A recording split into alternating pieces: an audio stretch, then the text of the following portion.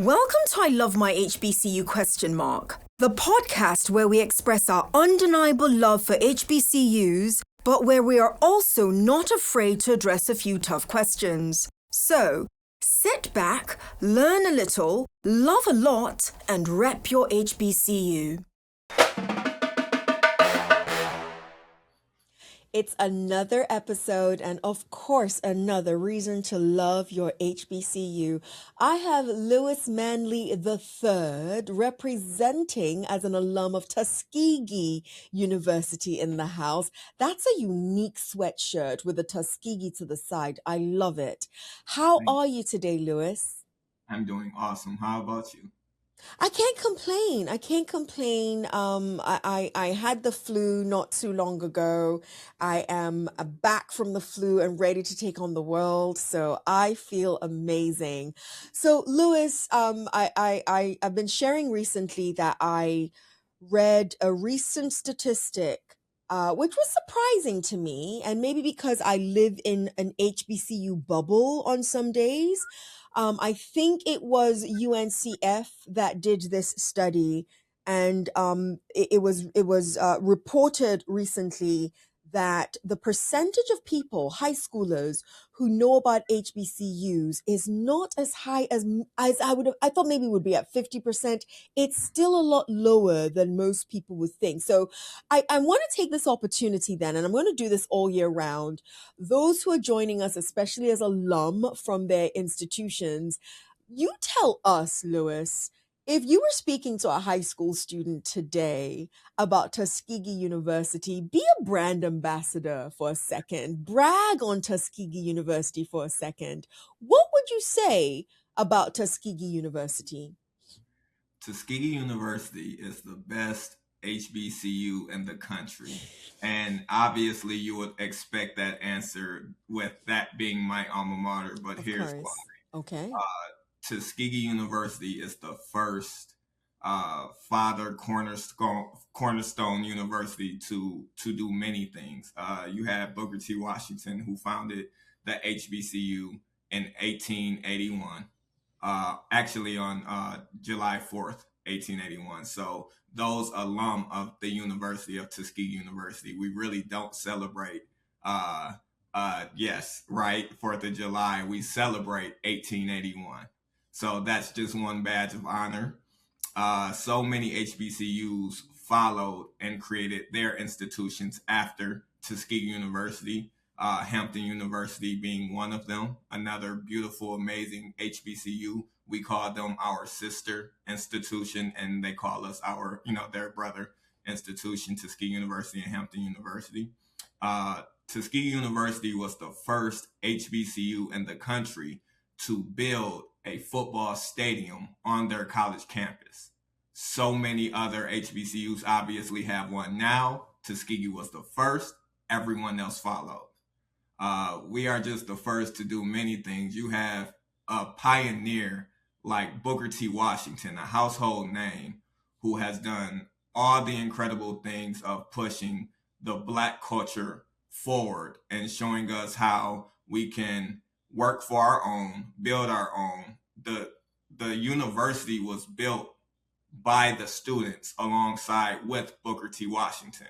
So all of our campus buildings, the original buildings that's still there from 1881, were built. The bricks were manufactured on the campus. They used those bricks to build the buildings. So everything that you see on our campus is self-sustaining. That is what we did. And the way that they funded and raised more money for the university was the bricks that they made. They had a brick manufacturing company on campus, so they would then sell those bricks outsourced. It's just so much, George Washington Carver, the pioneer of engineering, everything that you can do in multi-tool with the peanut, right? Just super brilliant. So we have the number one veterinarian program in the country. I believe there are only two HBCUs in the country who have a veterinarian program on their campus, and we're one of them. I could go could keep going. I can see that you. So Can I be honest? I'm going to Yeah, be, even if you tell me I can't.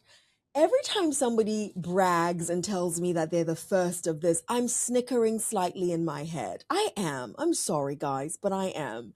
And it's because I'm like, let's hear what they're going to say.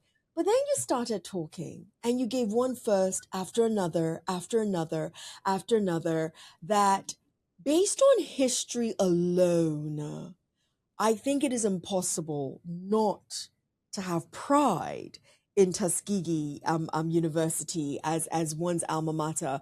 You remind me. So there's another alum of yours that we spoke to, Nick Mosby, Nicholas. okay, Sorry, say that Nicholas. again. I was Yeah, thinking Diane, but you said one more.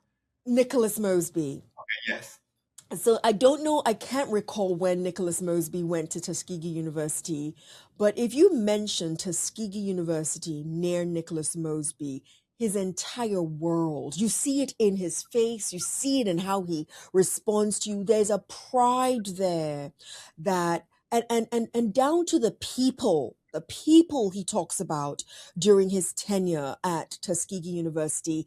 You have pride. Everyone's got pride now, but I see a different type of pride with Tuskegee University alum that I think is beautiful. And I think you've schooled me. You've schooled me on where that pride is coming from.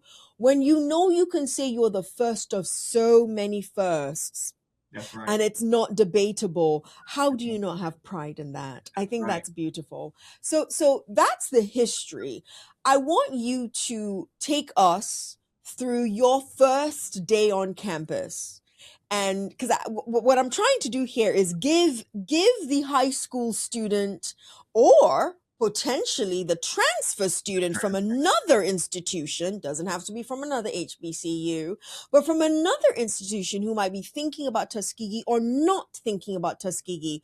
What's that feel like when you step on campus for the first day? What made you feel this is it? I'm because all of us step on campus, we think we have the feeling, and then a semester in, we're like, yeah, I've got to go. What kept you at Tuskegee University? Those are two separate questions, and I'll answer them both. I love it. That first experience on the very first day stepping foot on campus. Well, let me take you back.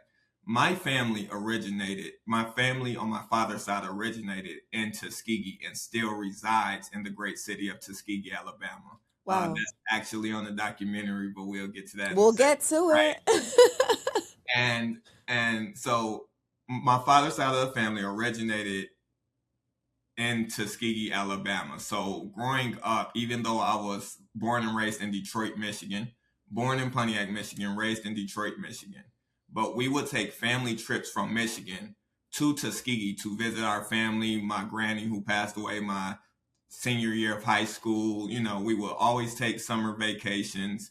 And then, worst case scenario, funerals happen, we would come. But when we would come, we would go to the campus. We would go to the George Washington Carver Museum. We would do these things. So I knew of Tuskegee culture. I knew of the university. I knew of the heritage and all of the great history that the city of Tuskegee had. Um, Senior year, you have a yearbook and then you have a senior book or something like that. And in my senior book, you can add your photos, your brochures, whatever little things, tricklets that you would love to add. And I had a lot of FAMU and a lot of Tuskegee. And I was truly, truly torn because I really wanted to go to FAMU. But then before my granny passed in Tuskegee, we took a family trip down there. And I believe truly, because I'm very spiritual, and my father's side of the family in Tuskegee are very religious, and she was evangelist. And my granny that passed my senior year, she sat me on the bed before she passed, and she's made me promise that I would go to Tuskegee University and continue our family legacy. At the time, I really did not know too much of legacy or what she was talking about. You hear stories, but the stories that I heard were scattered of who actually from my family went to the university, graduated. So I heard her, I made the promise naively, But when she passed my senior year, it was no more debate in my head of FAMU. It was like, I'm going to Tuskegee to keep and fulfill this promise. So that summer going into my freshman year, the cool thing about Tuskegee University, all those incoming freshmen, right? Those seniors from high school going into Tuskegee choose Tuskegee now. Tuskegee University, and I think they still do this, but what they did was they sent out via mail your roommate assignment. So the scary thing is you're going off to college, you're leaving 4 years of high school, all your friends, all your family, things that you are familiar with for the last 4 years, right? And maybe the last 7 years, including middle school, if you did that as well with those same people. You're going to college and it's a big new world, a big new experience. But Tuskegee, they made sure to send out those roommate assignments with the phone number, email, and the name of your roommate for freshman year. So now you have the opportunity to reach out in advance to that individual. My roommate was Herschel Dixon. And he was from Iowa. The first person I ever met in my life, the only person I ever met from Iowa. So that was pretty cool. And was, guys, you're going to laugh at me when I ask this question. Was Herschel Black? He was definitely Black. From Iowa. From Iowa, definitely Black. Very, very amazing guy. And he's traveling the world right now, and I'm super proud of him. I love it. I love it. And so with that experience of being able to reach out and build that rapport before you even get into that dorm room, shout out to Bethune. We call it the Bethune Goons. You have Bethune, you have Banneker, but everybody wanted to say that their dorm, just like our HBCUs, is the best. So I was assigned to Bethune, and having that experience and already having that rapport, it was flawless. It was seamless. It was like you were brothers immediately. So although your parents drop you off, they cry, they hug you, they make sure that you have everything that you need. Once they leave, it's like, what's next? Where's orientation? Let's go together. Where's lunch? How do we get to here? Let's figure it out together. You already have a community ×1 with your roommate. But the beautiful thing is everyone has that same experience. The parents are gone.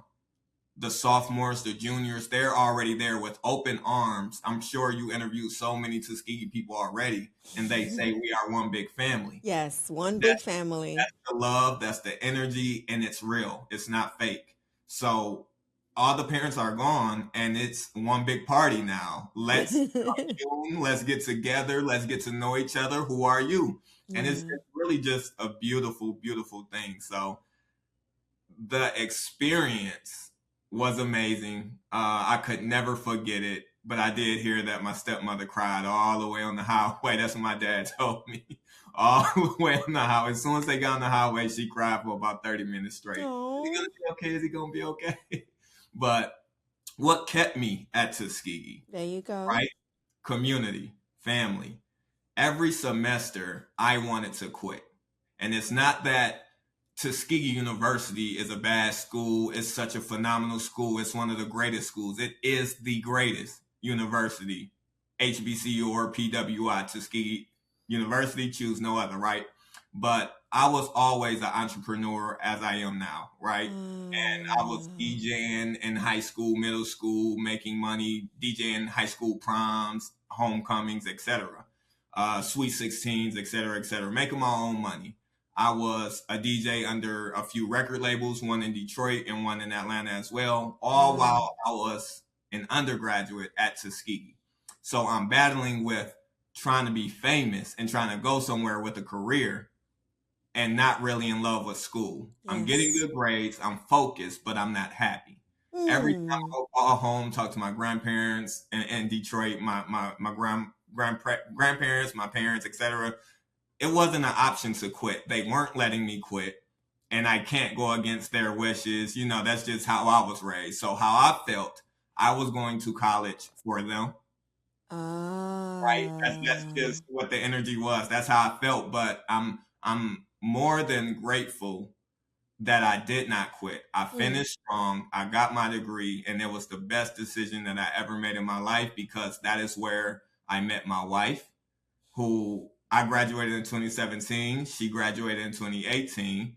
We have two small children who will be future golden tigers in the future. A They 14-month-old son. they don't even get a choice at 4 years and 14 months. They don't even get a choice yet. They have a choice. They have a choice. Tuskegee or Tuskegee, are those the choices? Tuskegee or entrepreneurship. Okay. But Wow. definitely, family is what kept me at Tuskegee, and I did ultimately choose for myself to stay focused and finish. So I did have an ultimate choice in that, and I'm glad I made that choice, the best choice in my life. So you've just I look listen, I love this conversation with you, and we're going to get into Tuskegee 100. We're going to get there. But I know that and you brought this up. So people wonder, so when people ask to be guests on the podcast or we reach out to them, well, can you send us questions? I don't send questions because you give me so much, honestly, that we lead the conversation based on what you say, and that just happened in this very moment, because this is not something I thought I was going to bring up, but I must bring it up now. So God bless you, Lewis Manley the fourth, and your daughter. God bless them. Since Dad has literally just said the only options are Tuskegee or entrepreneurship, God bless you. No comment. But speaking of entrepreneurship, you must see this, and if you're talking about what you felt then, I think it's double now. And what is the double that I'm referring to? I run into you know where I'm going. I run into so many students, more male than female in my experience right now, who will literally come up to me and say, Dr. T, I understand why I should get the degree. I get all of that. But number one, I'm making more money as a student, like as a student right now, doing what I believe I want to do later on.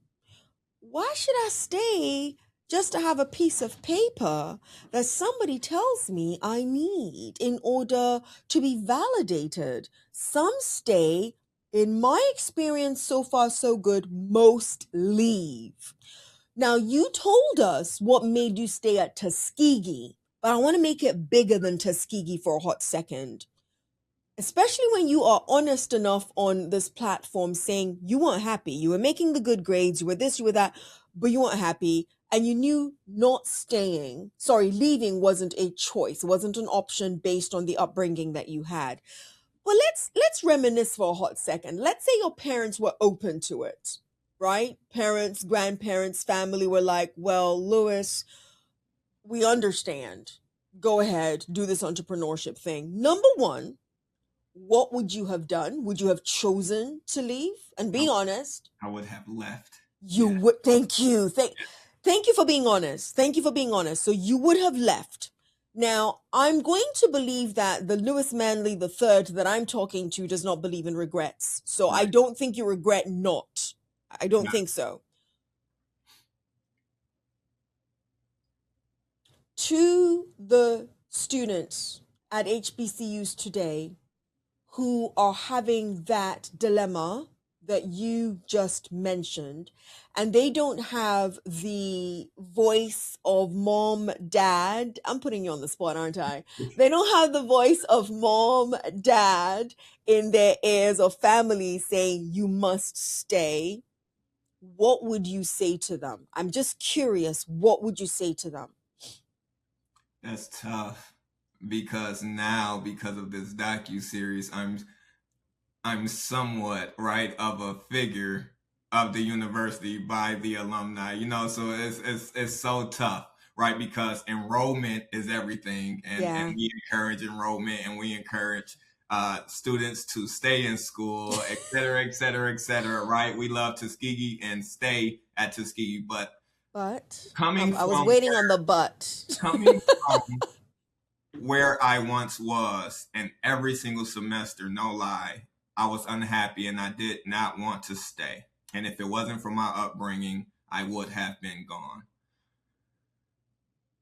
I actually want to do a documentary on this, right? Because we're talking about today's climate. there is so many avenues ever since COVID for you to be an entrepreneur, to be a podcaster, to do whatever you want to do, to learn stocks. There's communities that will teach you and you can learn it fast and then you can become a millionaire. Why college?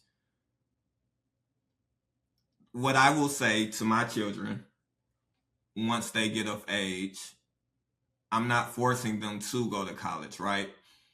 They have the option to go to college or be an entrepreneur. I do not desire them to work a job for anyone.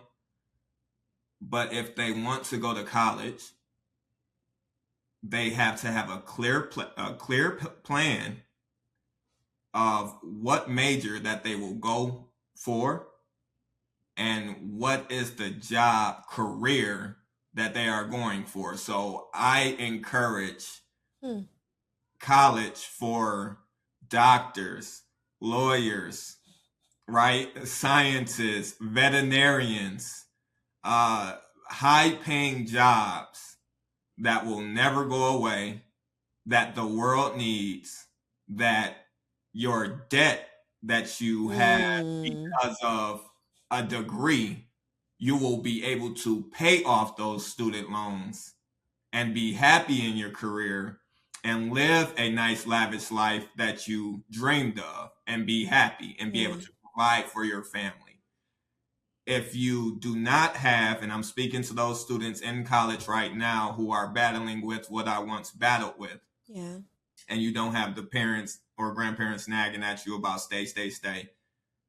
If you do not have a clear plan, you still have the opportunity to create one. It's not too late, right? You can pivot your degree because, again, we want you to stay in college if that's what you want. We want you to get those degrees. Degrees are power, and there's level to degrees now in today's climate, right?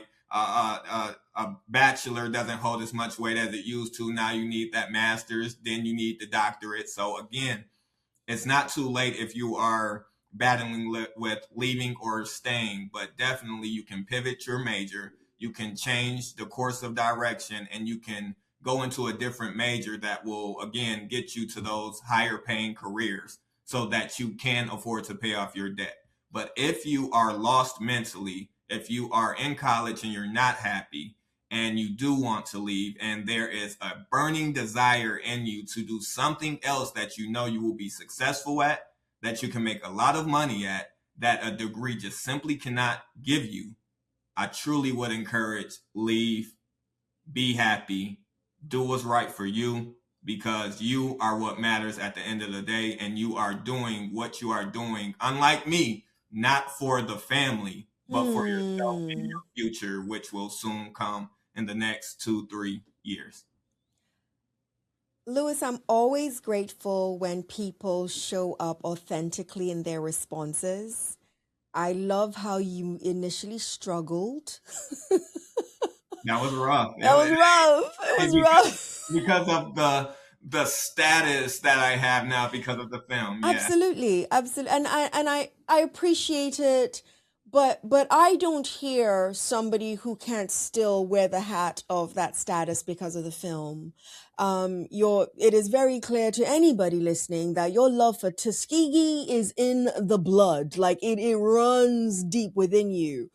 But I love the authenticity of your response, because I don't think you would be believable, Lewis, if when I asked you that question, after what you just shared with us, you said, nah, still stay in school. I don't think that would have been authentic. You literally said, and you stressed it, you were unhappy. You were unhappy. Yet you knew why you stayed. Which makes me now ask you, are you one of those lucky human beings? And I'm going to call you lucky because not everybody knows in the pit of their soul exactly what it is they want to do. It sounds as if you've always known, I want to be an entrepreneur, even if you didn't call it that. It sounds as if this is something, the desire, the ability, the hunger to be able to do this thing from nothing to something is something that's always been in you. Number one, is that true? Is that just a gift that you had, or did you have to discover that along the way? And again, because you right now are holding a master class for our current students, whether you realize that that's what you're doing or not, that's what you're doing. The other question I get from students a lot is, how do I know what my it is? So, number one, did you always just know that that was you? You were always going to be this person to create something out of nothing, because that's what entrepreneurs really do by the end of the day. And if the answer is yes, I'd love to hear what that journey was like for you. If the answer is no, how did you find that, and do you have a word for students listening on how they can find theirs? The middle school and high school years are truly maturing years, right, for self. And with maturing, you have to listen to yourself, know yourself, understand yourself better than anyone else. And the only people on this earth that probably understand who you are and who you are becoming more than you are your parents. But after your parents is you.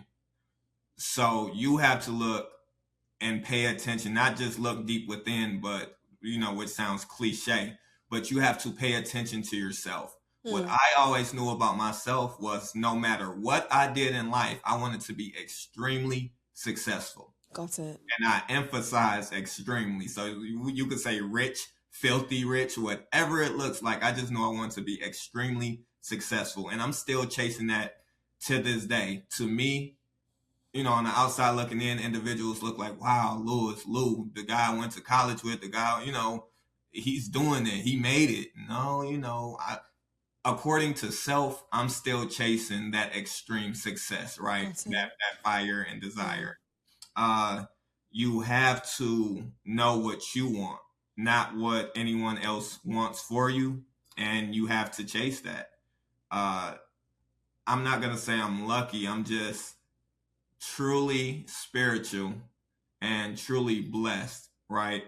Uh, every opportunity at every stage of my life, I have had the opportunity to pursue whatever it is that I wanted to pursue. Hmm. So, you just got to go after it and don't let anything stop you. It's just sometimes those unfortunate situations where you have strong, demanding parents who are not taking anything else for an answer except for college, which makes it hard. I felt Yeah. like when I was in it, not anymore. When I was in it, I felt like I was wasting my time, Time. wasting Yeah. my years because I had a career that demanded for me to travel, to DJ for these artists, to go on tours. I was missing out on tour opportunities, big money, because again, the upbringing had me so chained. Let's just say Yeah. chained down to education and Tuskegee that, and then I respect my parents. Again, the upbringing, I respect who they are and what they say is law. That's just how I was Absolutely. raised. So I could not, even if I wanted to, go against that. So it's just very unfortunate when you have parents like that. And I hope parents start to change with today's climate and know that there are so many more opportunities out there in the world for your child to be great, to flourish, to explore, to become the greatest versions of themselves and still be extremely successful, just as successful as an individual who has a degree, or maybe even more successful than those who have a degree. So just, You understand yourself. I literally I literally wrote here. So I write a lot of notes when people are talking so that I don't forget their gems. And you said what's true. You said it's cliche, but really listening to yourself and understanding yourself really, really matters. And I'm gonna keep reminding students of that, because therein you will find your actual answer. I Definitely. want to ask you about your challenges. I think anyone who listens to you today sees, Lewis Manley III. Uh, has risen to levels of success for some people. Granted, he's still chasing his guys. He's not there yet. He's not at threshold. We get it. But you've definitely reached that for many. And we know that with success comes a lot of challenges. We all know that. But we don't often see it. And we often forget this person must have gone through a lot to get where they're going. Before I ask you that, because I want to ask you that, and then I definitely talk about the Tuskegee 100, I'm going to treat you to our Rapid 67. And it's as many questions, our Rapid Fire 67. It's as many questions as I can get out. And I look forward to listening to your responses. And in 67 seconds, are you ready to go? Yes. Let's do it. Describe your HBCU experience in one word. Ooh, lit. Let, L-E-T? L-I-T. Oh, L-I-T, lit. Okay, I love that. Lit. Fire emoji. If your time in college was a song, you were a DJ now, what song would it be? Tony Montana by Future. Wow. Okay, I don't know that one, but yes. Tony Montana. Okay, next I question. love it. I love it. Oh my gosh, I love it. What would you have wanted to tell your college roommate but didn't? Absolutely nothing. We told what was needed to be told, and we kept it pushing. Yeah. I love it. I love it. Best friend still, though. Beautiful. On a scale of 1 through 10, how good of a student were you? 6.5. 6.5. I love his honesty. Shout out your favorite professor, person, whoever at Tuskegee. Dr. Hannon and Dr. Vivian Carter, student advisor and professor. I love it. I love it. Love it. Love it. Okay. You know what? I was just told that the Rapid 67 is done. Thank you so much. But I'm going to ask one more question.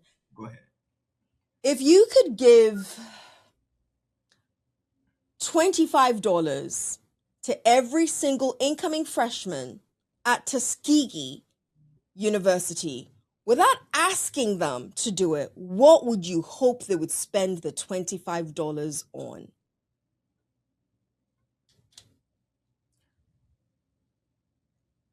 Food.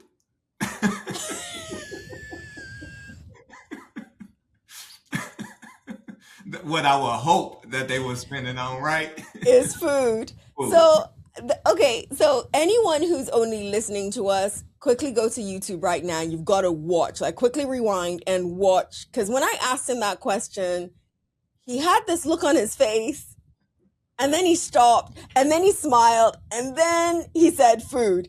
Explain that whole reaction that went in your head before you actually gave the answer. I want to know what all of that was. What was all of that?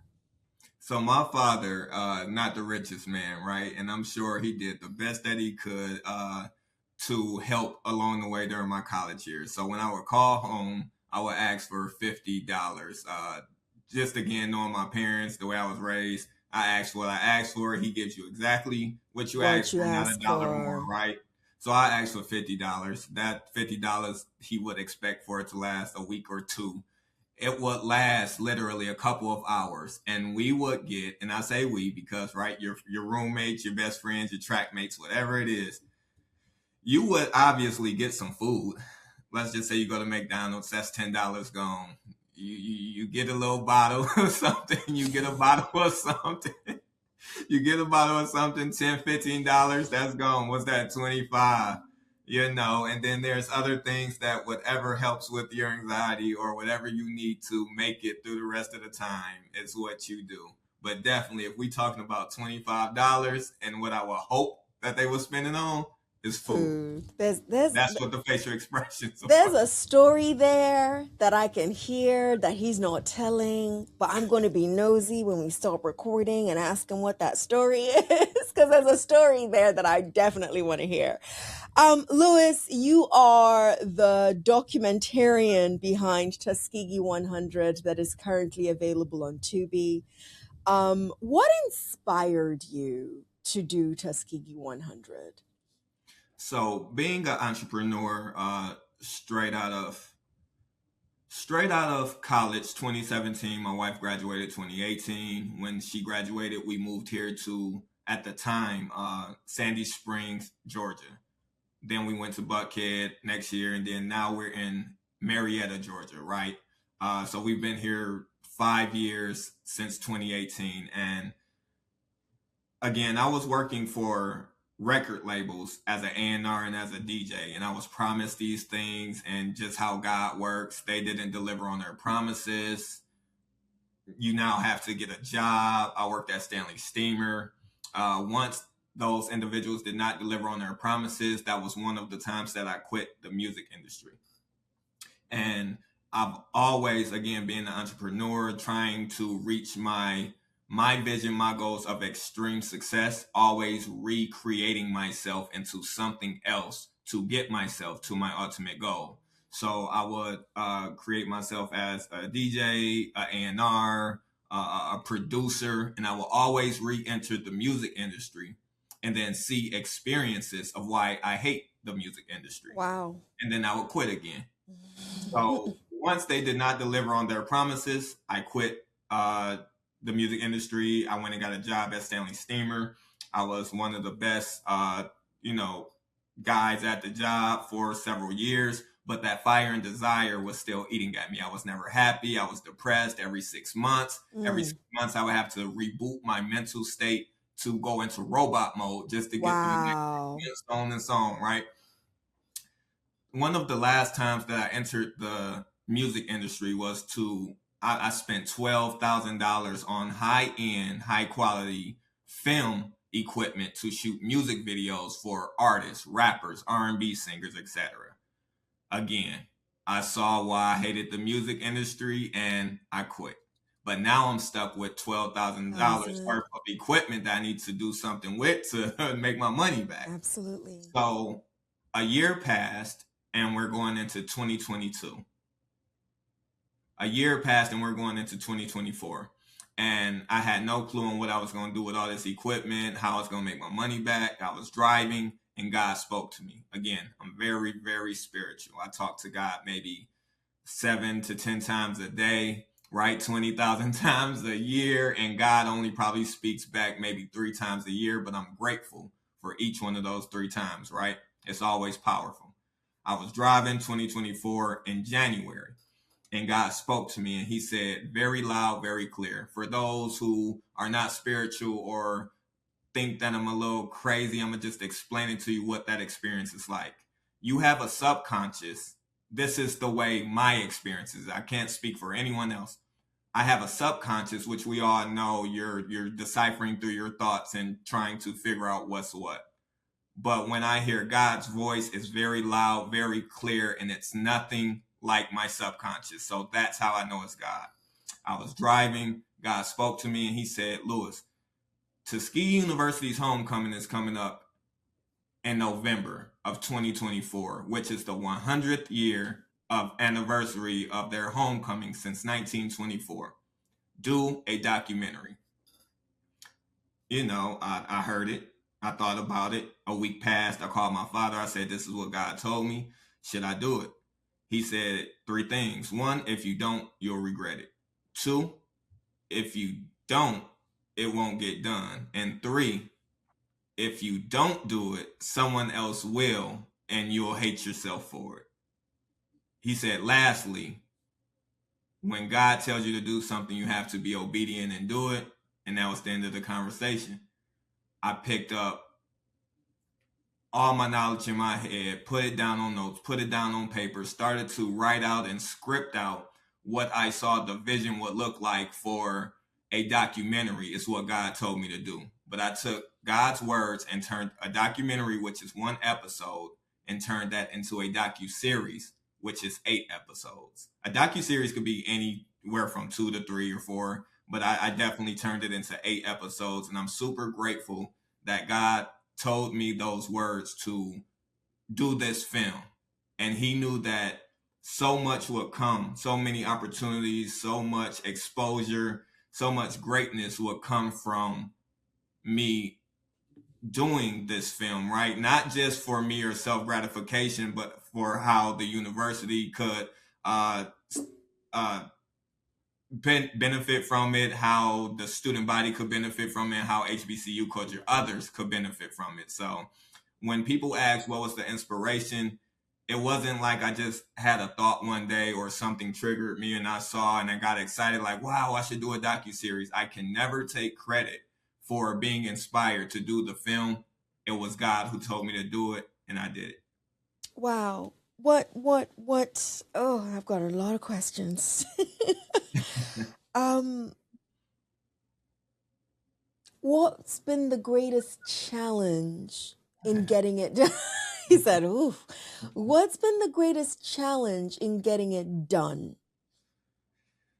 And I want to say almost most importantly, how did you overcome it? I always tread lightly on this. I love my university. I love them to the skies, to the stars. I love my student body. I love everything. There has been no challenge for being able to produce, film, direct, edit, color grade, audio engineer, any of those things, right? The greatest challenge, you're getting the exclusive, right? Let's hear it. I want to hear this because that smile. Whenever somebody starts with this long disclaimer, let me listen. Okay, okay. When you start with this long disclaimer of love, something critical is coming at the end of that long disclaimer of love. That's And right. then he smiles. You are such a great conversationalist. He Thank smiles so widely, knowing that he's about to drop something a little heavy. So let's hear it. you. Definitely an exclusive. You're the first to hear this. So it was a breeze. It was fun. It was energetic. The passion was there. I absolutely loved and adored and embraced every aspect of putting together this amazing product for the university, for my alma mater, for the student body, for all of HBCU culture. It was just trying to get the support of my university to back me. Now, when I say Hmm. my university, this may go over people's heads, so I have to make it clear. Sure. To me, there's two folds of a university. I separated them like this. The university, in the sense of the student body, they supported me. The alumni, they supported me. The faculty, they support it. They love it. You know, the citizens, they love it. The mayor of the city of Tuskegee had given me slash Tuskegee 100 a proclamation for the documentary at my private screening in Atlanta. Everyone loves it. To this day, I don't know how the university feels about it. Uh, they had not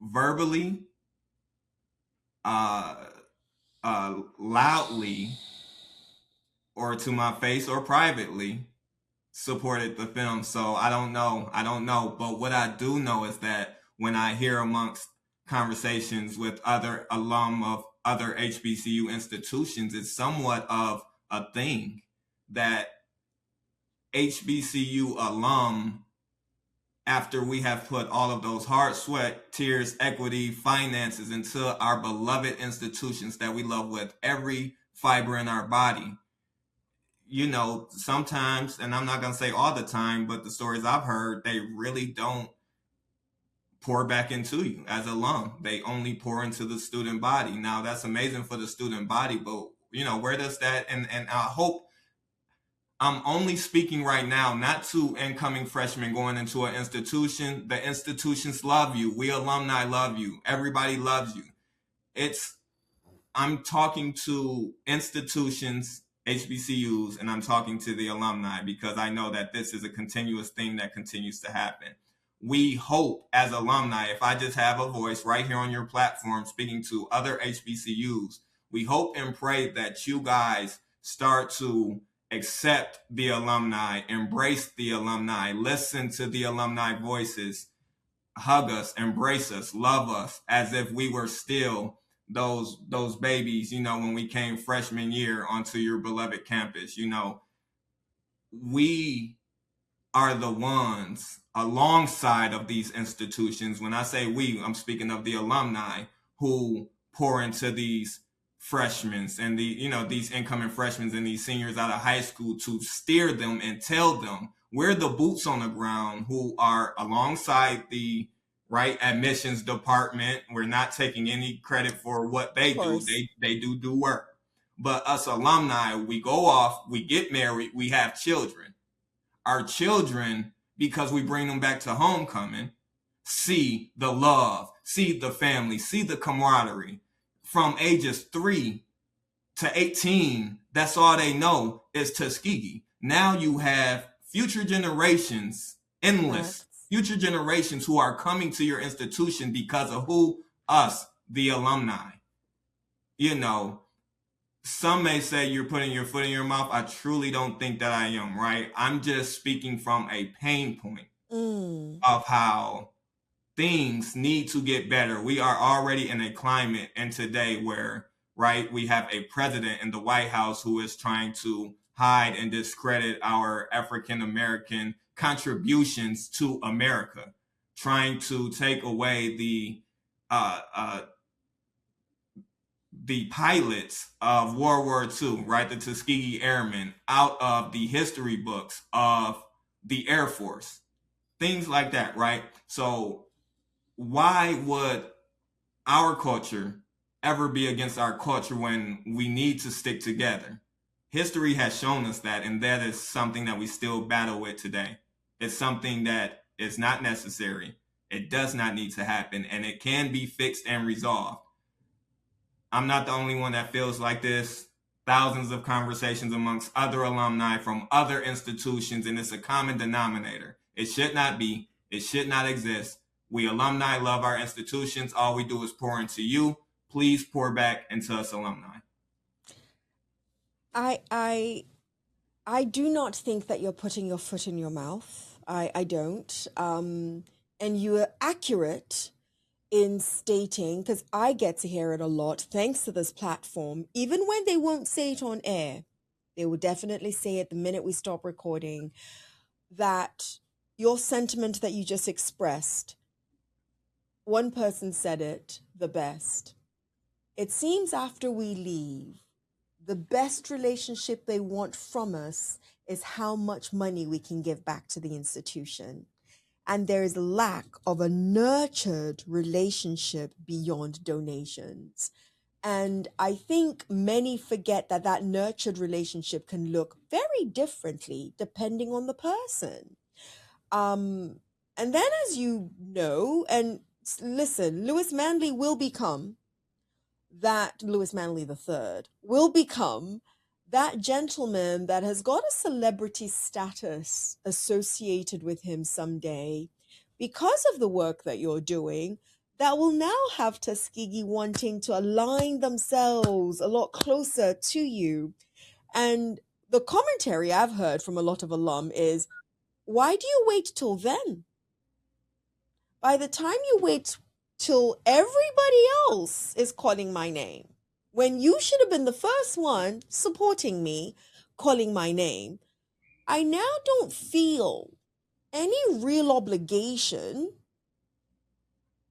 to answer your beck and call as I would have if there has been a mutual support from the very beginning. Something else you said that really, really stuck out to me is you are the boots on the ground. We are the boots on the ground. And I actually will see boots on the ground a little bit differently than the way, not the song. Both of us went to the song for 2 seconds there. But I actually will see boots on the ground a little bit differently than the way you just described it. I know that I can pick up the phone today and call different alum of different HBCUs that I've been associated with. And just because I say to them, hey, listen, I have Naya. Naya is a current student and she's looking for an internship. Can you please give her a look? They will. They will. They will. Seconds, no hesitation. No hesitation. No hesitation. But when that call is on the other, when you, i.e., that professional that's out there that's calling the institution, like you said, you'll reach Dr. Tosin, you'll reach the different students. Will you reach some of the people in our leadership spaces, let's call it what it is, who we know that their voice has gravitas. We know that them having, even if it's just a, we see you, we applaud you, and we thank you, it means something. Good luck getting a response. Good luck. So I hear you, and I wanted to add my voice because I need it to I need to add the importance that this, I do not see or hear Lewis Manley III bashing his university leadership in any way whatsoever. I do not hear you bashing the experience of even making the documentary. All I hear is love. And all I also hear is, with that love, there is an expectation of, he didn't just do this for himself. He did this for the legacy of the institution. And the reality, you know what's funny, Lewis, and I know this with every fiber of my being. In a year or two, or 3 or 4, when people are trying to find out what it's like to be at Tuskegee University, some won't attend campus. They're going to watch one of those 8 episodes and say, damn, okay, I'm going. That's just the truth. That's just the truth, because it captures experience, it captures energy, it captures, as the young kids say, the vibe. It captures a communal culture that is unique to this institution, that is infectious along the way. It captures all of that in those 8 episodes. So I appreciate you for being honest and authentic about the challenge. How have you overcome it? Because I think you're getting love from several other places. You are. How have you overcome it? And here's the last one. What can we do as those who are listening to you, as those who are hearing this? What can we do to further that along for you? How have I overcome it? I haven't quite, right? It's a heart and a mental battle, right? Knowing that I still don't have that, even though it feels like I have the world. And when I speak of the world, I'm talking about HBCU support, alumni of Tuskegee University support, student body support of Tuskegee, citizens, right? The clergymen, the churches, the people, everyone loves it. I do. I embrace that. I love that. I feel like I have the world, but I still feel empty. So since I Hmm. feel empty because I don't have that, right, that stamp from the university, that still hurts. And I have not overcome that yet.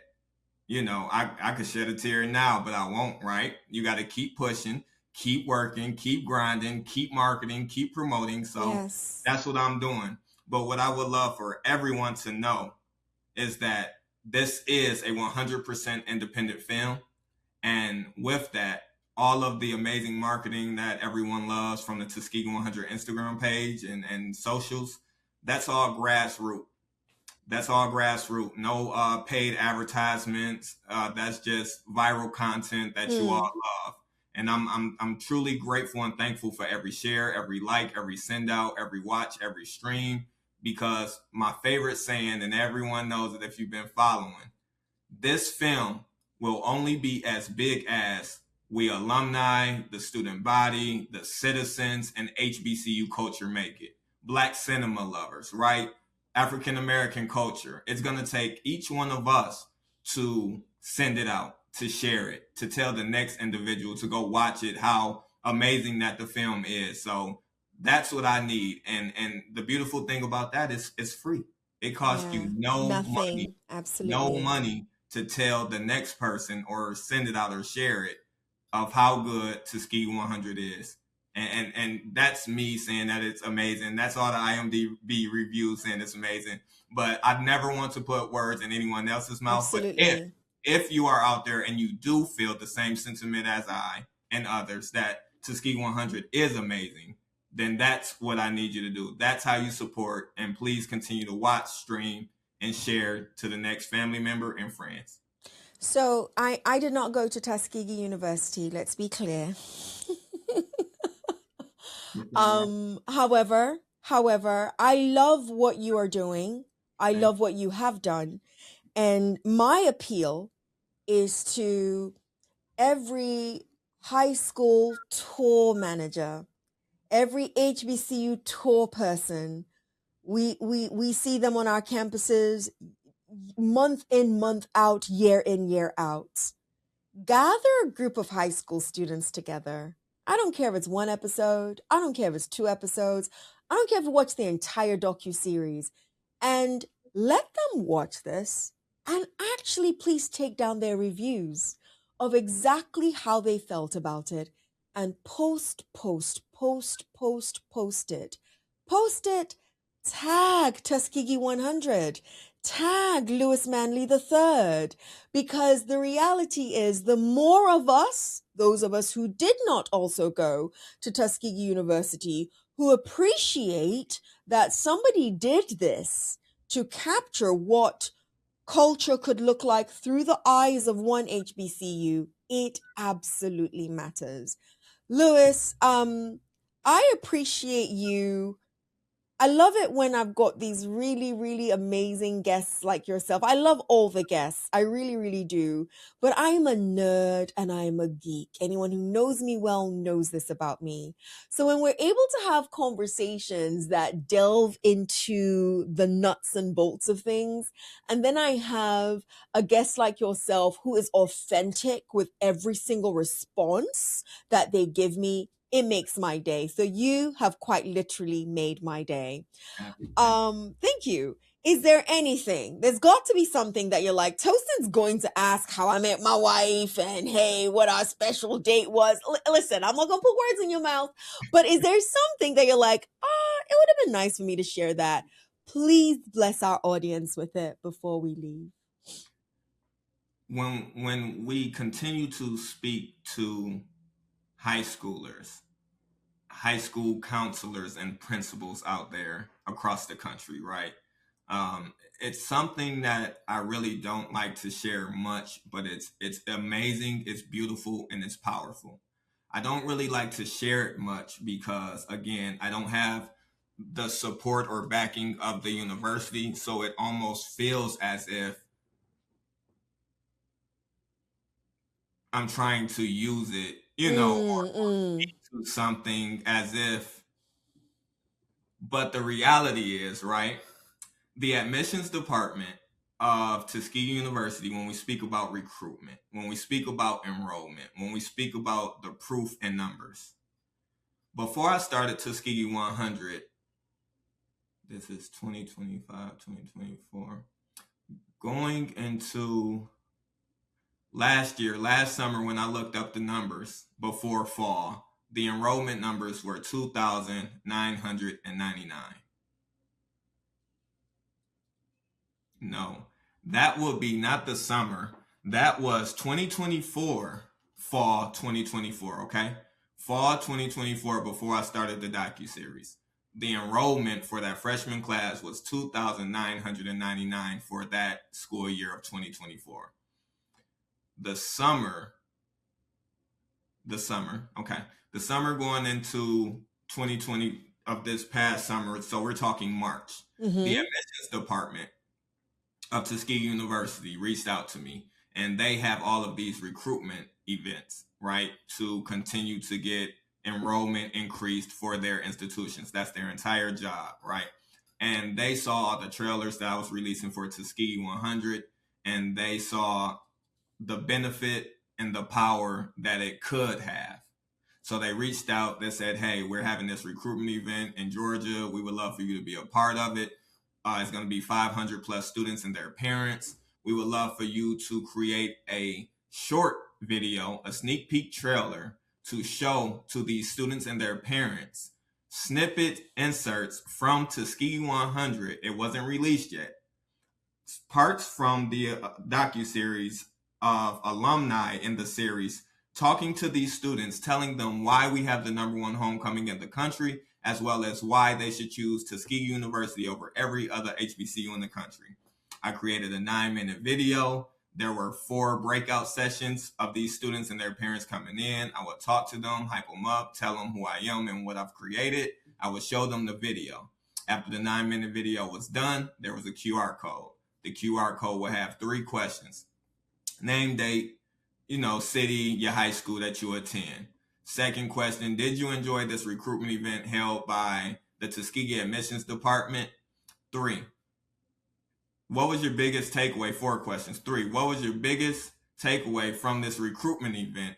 And 4, the most powerful of all, did the sneak peek trailer have any influence on making you want to commit to the university today? Now, again, these 500 plus students and their parents were individuals who at the time had applied to the university, had been accepted to the university, but had not committed to the university. Of course, of course. Off of that survey, 91.67% of those students said yes, the docu-series was a deciding factor of why they will want to attend the university and commit that day. That's a large number.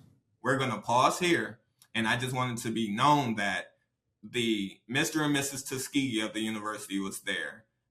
Different departments of majors that you could choose from were there. The admissions department, wow, lots of people, right? Athletics, they were there. So everybody, it was a collective effort and everybody played their part, and it was an amazing recruitment event. But when we just speak about the survey that I had, 91.67% said that yes, seeing the sneak peek trailer was the deciding factor of what made them want to commit to the university that day.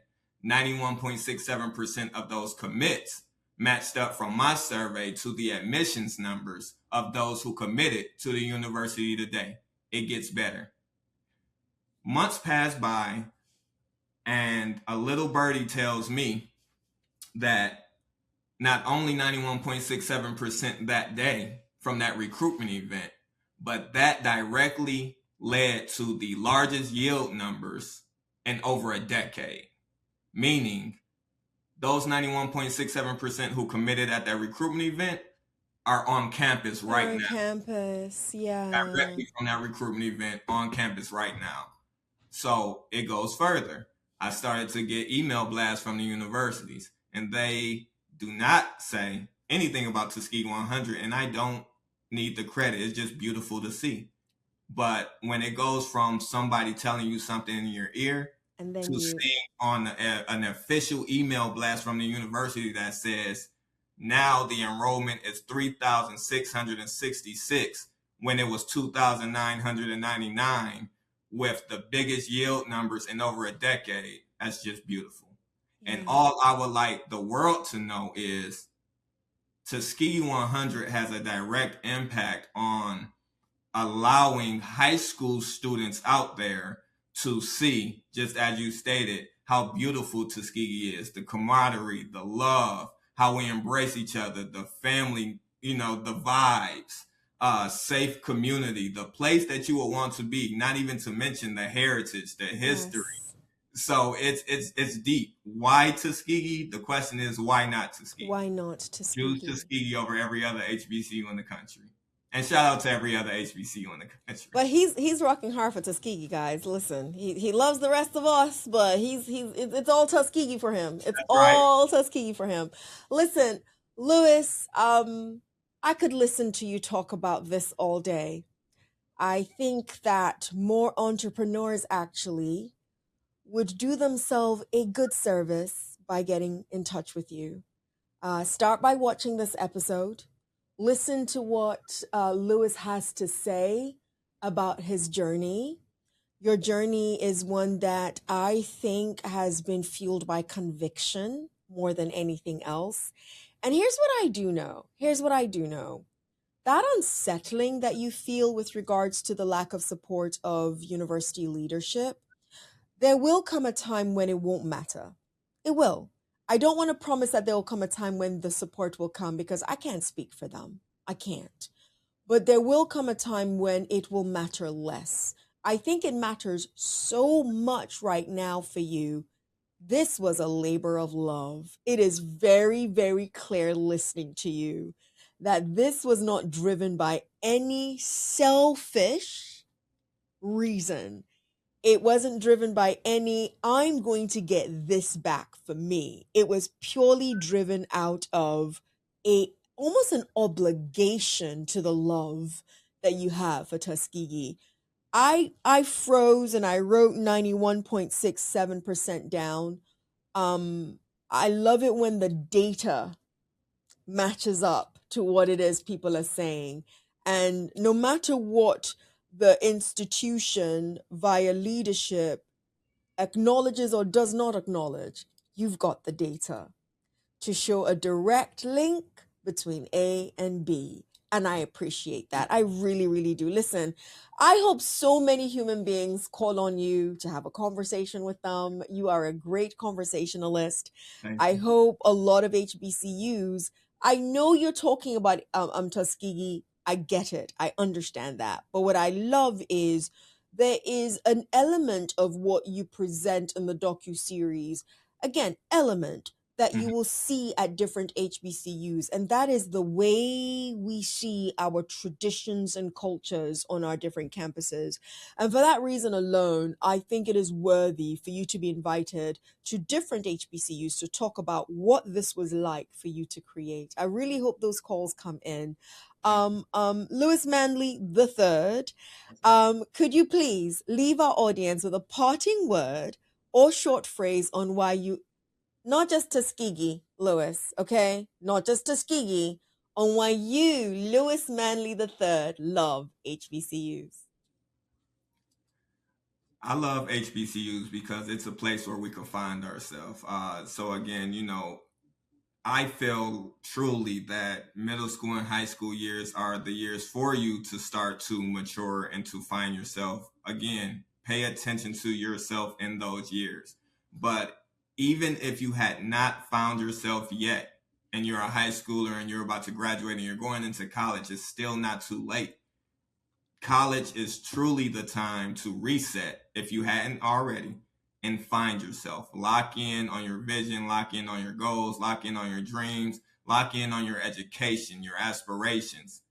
Find out who you are, and HBCUs is the ultimate place for people like us, who look like us, who are us, to find ourselves alongside with others in our community. It's the best community to be a part of. HBCU culture is the cornerstone, the pioneers of so much Black excellence, so much success, so many doctors, lawyers, Black excellence. You got to love it, right? They come from HBCUs. And that's something that I would think that you all would want to be a part of. It was the best decision of my life. I have no regrets. And I truly encourage, if you are thinking about attending a college and not going the entrepreneur route, definitely choose a HBCU. I love the way you slid that in. I really do. Listen, I think it is absolutely impossible that anybody has tuned into this episode, either watching it or listening it, and not gone ahead and liked the episode, not because of me, but because of Lewis Manley the Third, the creator of Tuskegee 100, a docu-series available now on Tubi. Guys, I hope I have done my due diligence in making sure that you like what we've talked about enough for you to subscribe to I Love My HBCU on wherever you get your podcasts. Yours in HBCU love. See you next episode. But most importantly, Lewis Manley III, thank you so much. Thank you. Thank you. Thank you. Thank you. You've been listening to I Love My HBCU ? Let's keep the conversation going as we share our stories and encourage more practical support of HBCUs, whilst of course holding each other accountable. Don't forget to follow and subscribe for the latest episodes. Until next time, love and lift your HBCU.